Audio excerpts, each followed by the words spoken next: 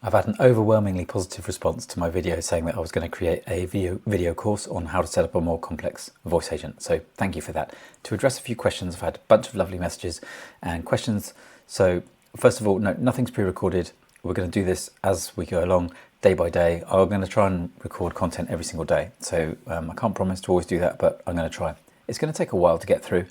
I have ideated with Claude, my best buddy, and it's probably going to take about a month if I manage to post every day to get from zero to deploying a voice agent connected to your own backend server, which I'm going to help you set up. So it's not a slow process, but I really want to do this, and it's amazing to see the interest.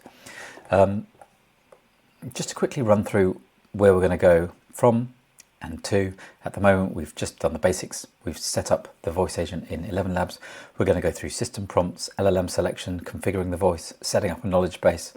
We're then going to move on to RAG-based implementation of that knowledge base and the advantages, guardrails and security of the voice agent, understanding APIs, understanding webhooks, understanding function calls, what they mean, what they can do, what they can't do.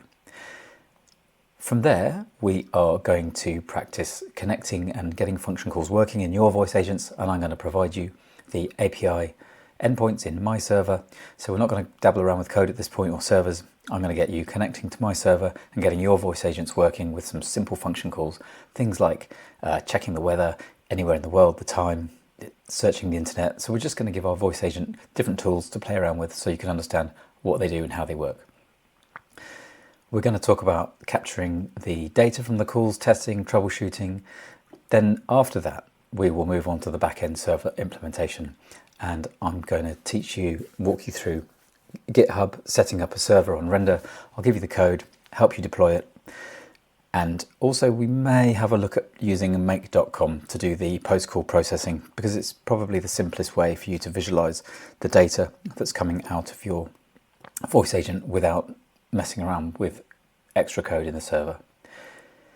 Towards the end, we're going to talk about personalization webhooks, and this is more advanced, and I'm not going to cover it now, but it's to do with using the Twilio API to inject extra information into your voice agent so that it can be personalized, it can greet people by name, it will have all sorts of other functionality, and you can manage the conversation and the prompting of the voice agent much better.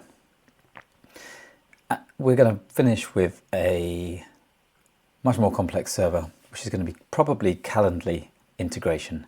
But again, if people would prefer that we deploy a server that can, say, connect to Google Calendar, so Google have just released, I think, a scheduler, which is kind of like Calendly, and we can deal with the Google API, although it's a little bit more complicated than Calendly, but I'm open to suggestions as we go through. But if my goal is to end up with giving you the code for a working backend server and helping you set up a voice agent that works and integrates with that server so that it will be able to take calls, talk to people, take bookings, and check for availability and all the cool stuff that a voice agent should be able to do. So I hope that clarifies a few things. And this video was way longer than I intended it to be. Anyway, I'm going to crack on with recording some content.